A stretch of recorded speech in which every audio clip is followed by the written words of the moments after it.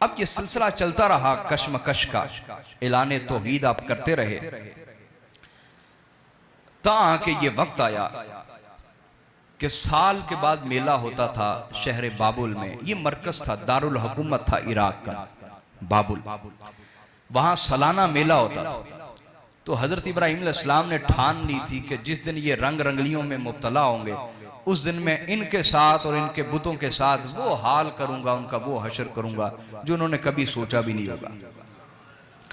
تو جیسے میلے کا دن آیا، لوگ آئے حضرت ابراہیم کے پاس، ابراہیم آؤ نا، میلہ ہے آج سالانہ. آپ نے فرمایا نہیں، انی سقیم، میں تھوڑا سا بیمار ہوں، میں تھوڑا سا. صحیح بخاری کی حدیث ہے کہ حضرت ابراہیم علیہ السلام نے 3 مرتبہ ذو معنی کلام کیا. ذو معنی کلام یعنی اس کا ایک معنی وہ بھی بنتا تھا جو سننے والا سمجھ رہا تھا، حالانکہ آپ کی وہ مراد نہیں تھی، آپ کی وہ مراد. تو آپ نے فرمایا میں بیمار ہوں.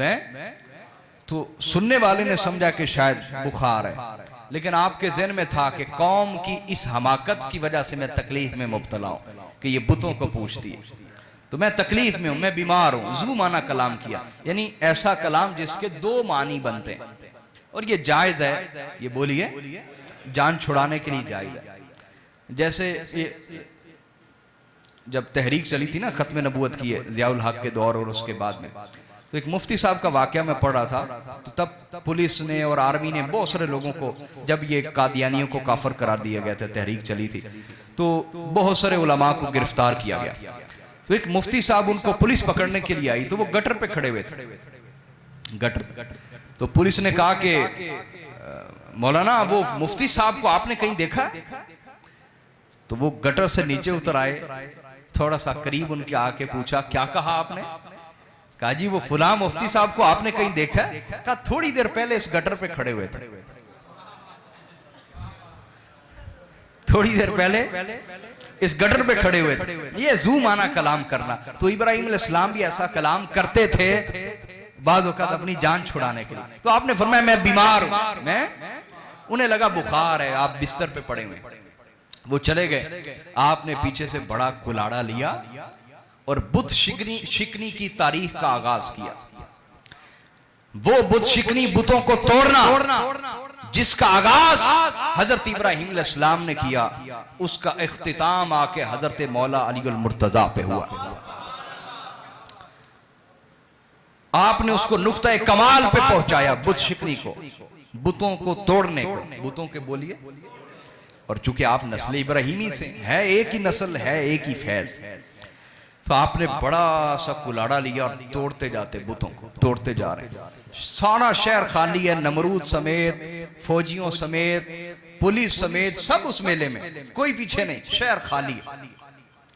سارے کے سارے جب بت توڑ دیے تو کلاڑا جو بڑا بت تھا نا اس کے کاندھے پہ رکھ دیا اور خود گھر آ گئے. خود بولیے. اب پھر یہاں ذو معنی کلام کیا آپ نے، جس کو عام بندہ سنے تو سمجھے جھوٹ ہے، لیکن وہ جھوٹ نہیں ہوتا، ذو معنی کلام ہوتا ہے، اس کے کئی معنی بنتے ہیں. تو جب وہ واپس آئے تو ان کے لیے تو یہ کوئی چھوٹا معاملہ نہیں تھا، وہ تو بتوں کو خدا سمجھتے تھے. وہ بھائی ان کا معاملہ یہ تو نہیں تھا کسی نے شوق میں کبوتر رکھے اور اس کے کبوتر ذبح ہو جائیں. دجکا تو اس کے لیے بھی بڑا ہوتا ہے، کسی نے مرغیاں پالی اور اس کی مرغیاں کوئی ذبح کر دے، دجکا تو اس کے لیے بھی بڑا ہوتا ہے. میری بات سمجھ رہے کہ نہیں؟ کسی نے شوق سے کتا پالا ہو، اس کے کہیں کتے مار دے، دجکا تو اس کے لیے بھی بڑا ہوتا ہے. کسی نے گھوڑے پالے ہو شوق سے، وہ کوئی مار دے تو دجکا تو اس کے لیے بھی بڑا ہوتا ہے. انہوں نے کوئی شوق سے بت نہیں رکھے تھے، وہ تو ان کو خدا سمجھتے تھے، وہ تو ان کو بولیے. اب جب ان کے بت ٹوٹ گئے، خدا ٹوٹ گئے، یہ ان کے لیے کوئی چھوٹا دجکا نہیں تھا. وہ تو غصے میں لال پیلے ہو گئے اور ان کی مت ماری گی کہ ہم کریں کیا اس شخص کے ساتھ جس نے ہمارے ساتھ یہ کیا. تو غصے میں پاگل ہو گئے. میری بات سمجھ رہے ہیں یا نہیں سمجھ رہے؟ جب نمرود نے بھی آ کے یہ سارا معاملہ دیکھ لیا، اس نے کہا یہ کس نے کیا ہوگا؟ تو ایک جوان نے کہا کہ میں نے ایک شخص کو دیکھا، اس کا نام ابراہیم ہے، وہ کہہ رہا تھا کہ میں ان کے بتوں کا وہ حال کروں گا کہ یہ یاد کریں گے. نے کہا اچھا بلا کے لاؤ اس کو. بلا کے لایا گیا ابراہیم علیہ السلام کو. ہاں ابراہیم کیا کیا تم نے ان بتوں کے ساتھ؟ فرمایا میں نے تو کچھ بھی نہیں کیا. میں نے تو کچھ بھی نہیں کیا. ذو معنی کلام تھا نا, میں نے تو کچھ بھی نہیں کیا. کہا پھر کس نے کیا؟ کہا دیکھو کیا تو اس نے ہوگا نا, کلاڑا جس کے کندھے پہ ہوگا. میرے پاس تو کلاڑا ہی نہیں, میں نے کیا کیا ہوگا؟ تو کلاڑا کس کے کندھے پہ ہے؟ دیکھا تو وہ بڑے بت کے کندھے پہ تھے. فرمایا دیکھو کلاڑا اس کے کندھے پہ ہے, تو بت تو اس نے توڑے ہوں گے نا, میں نے تو نہیں توڑے. تو نمرود نے کہا ابراہیم تمہیں تو پتا ہے کہ یہ نہ کسی کو نقصان پہنچا سکتے ہیں نہ فائدہ دے سکتے ہیں. تو قرآن نے کہا ابراہیم علیہ السلام نے ان کی دلیل سے دلیل پکڑی اور انہیں وہ جواب دیا کہ ان کی مت ماری گئی, اور کوئی جواب نہ آپ کو آگے سے دے سکے. آپ نے فرمایا پھر بدبختی ہے تم پر کہ تم ان بتوں کو خدا سمجھتے ہو جن کے بارے خود اقرار کرتے ہو کہ وہ نہ کسی کو فائدہ دے سکتے ہیں نہ ہی نقصان.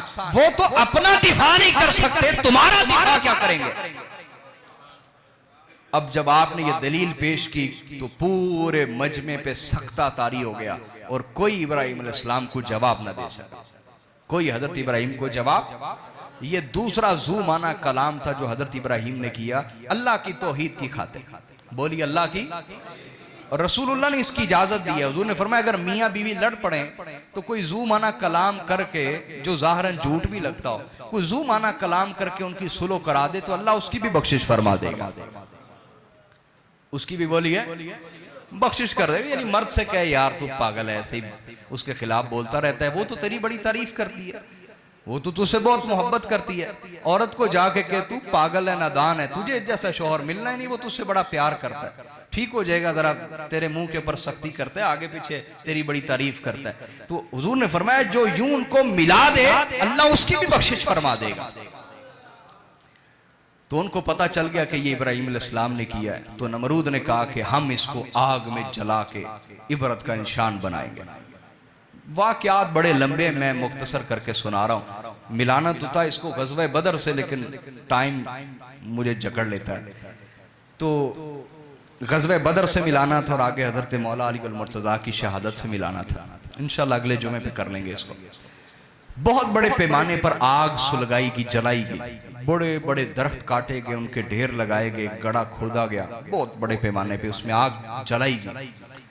اور اتنی سخت وہ آتش تھی کہ دور کھڑے ہوئے شخص کو بھی اس کا سیک پہنچتا تھا, اس کی حرارت پہنچتی تھی, اس کی حدت پہنچتی تھی. تو حضرت ابراہیم علیہ السلام کے لیے جب وہ آگ جلائی گئی, سلگا دی گئی, اور اتنے بڑے پیمانے کے اوپر یہ ایک آتش جلائی گئی, تو بعض ضعیف روایتوں میں یہ چیزیں ملتی ہیں. اگر یہ روایتیں سچی نہ بھی ہوں تب بھی اس میں سیکھنے والی باتیں. وہ یہ کہ ایک جانور ایسا بھی تھا جو پھونکے مارتا تھا اس ہوا کو. حالانکہ اس کی پھونک سے ہوا اس تک پہنچتی نہیں ہوگی آگ تک, لیکن اس کی کوشش یہ تھی کہ آگ اور بڑھکے اور ابراہیم علیہ السلام اس میں خوب جلیں.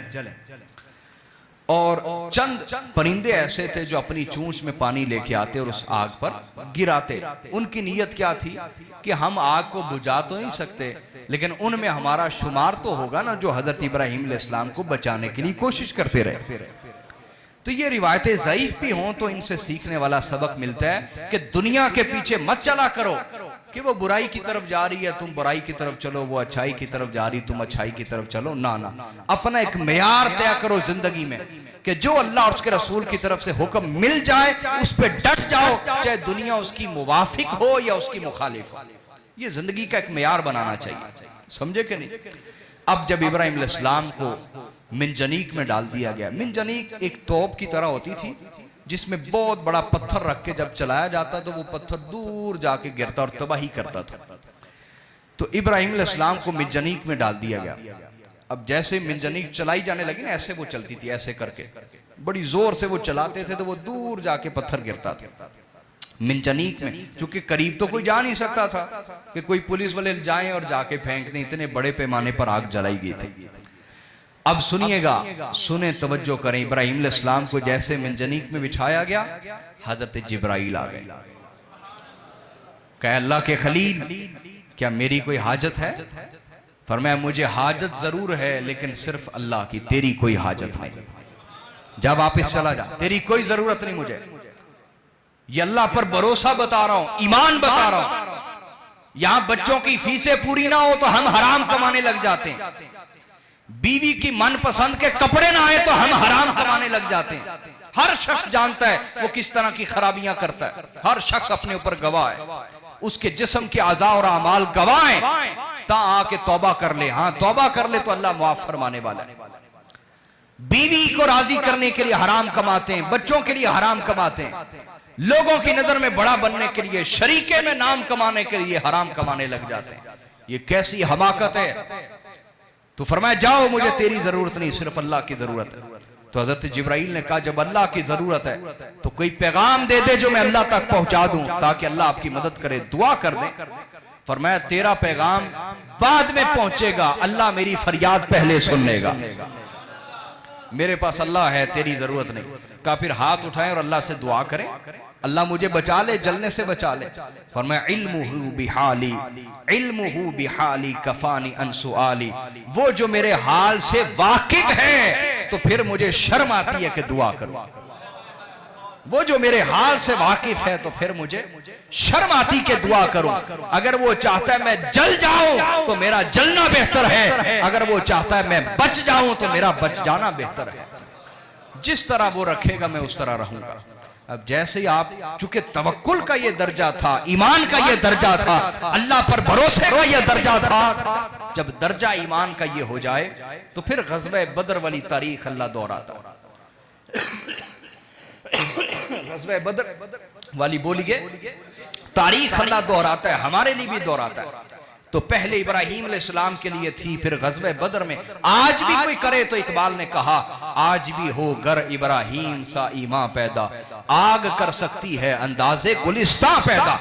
تو جیسے ہی آپ جا رہے تھے ہوا میں بھی اڑ کے تو اللہ پاک نے فرمایا یا نار کونی برداً و سلاما علی ابراہیم، اے آگ ٹھنڈی اور سلامتی والی ہو جا میرے ابراہیم کے لیے۔ مفسرین فرماتے اگر اللہ فرماتا صرف ٹھنڈی ہو جا تو وہ اتنی ٹھنڈی ہو جاتی کہ آپ کی جان جا سکتی تھی، تو اللہ نے فرمایا بردم و سلاما، ٹھنڈی بھی ہو جا سلامتی والی بھی ہو جا۔ تو آپ جب آگ میں پہنچے تو وہ بالکل گل و گلزار بن چکی تھی۔ 3 دن اور 3 راتیں آپ اس میں رہے، نوافل پڑھتے رہے، عبادت کرتے رہے۔ آپ کی ماں کو فکر ہوئی، وہ روتی تھی، آخر ماں تھی۔ آپ کی ماں روتی کہ میرا ابراہیم جل گیا، خستر ہو گیا۔ لوگ کہتے نہیں وہ تو نماز پڑھتے اندر۔ اس نے کہا نہیں، جب تک میں اپنی آنکھوں سے نہ دیکھ لوں گی مجھے چین نہیں آئے گا۔ ان کی ماں نے حصار توڑا فوجیوں کا، آواز دی ابراہیم میں تمہاری ماں ہوں، مجھے سکون نہیں آ رہا، مجھے قرار نہیں آ رہا، مجھے خود دکھاؤ کہ تم کیسے زندہ ہو۔ تو آپ نے فرمایا آؤ، میں نے آگ سے کہہ دیا یہ تمہیں بھی تکلیف نہیں دے گی۔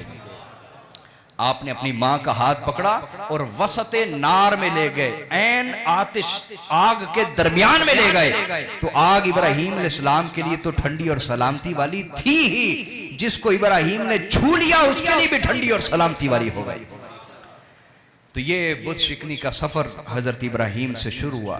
اللہ کرے کہ ہم بھی اپنے شرک کے بت اندر سے توڑیں، گناہوں کے بت توڑیں۔ گناہ ہو جانا کوئی عیب کی بات نہیں، لیکن کرتے رہنا بہت بڑا عیب ہے۔ اللہ تعالی ہمیں سچی توبہ کی توفیق دے اور اپنی تاریخ سے واقف ہونے کی توفیق دے۔ والسلام علیکم۔